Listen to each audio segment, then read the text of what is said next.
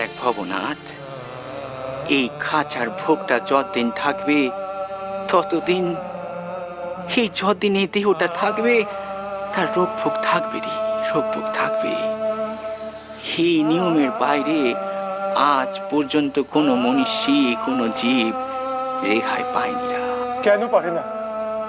আপনি যদি আপনার মাকে বলেন, তিনিও কি এই নিয়ম বদলাতে পারে না?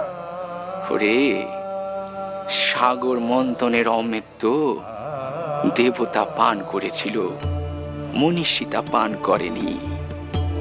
ওই রাহু বেটা একটুখানি অমৃত মুখে গিলে নিয়েছিল, অমনি নারায়ণ এসে তার ওই মুন্ডুটা গেছান ফু, যাতে ওই অমৃত তার পেট তক না যেতে পারে।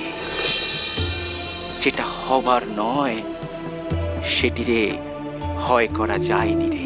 তাহলে দেবেন বাবু, ওই ভোগটা শেষ হলেই যোগ শুরু হবে। প্রথমে ভোগ, তারপরে যোগ। এই ও কথা থাক রে, ও কথা থাক।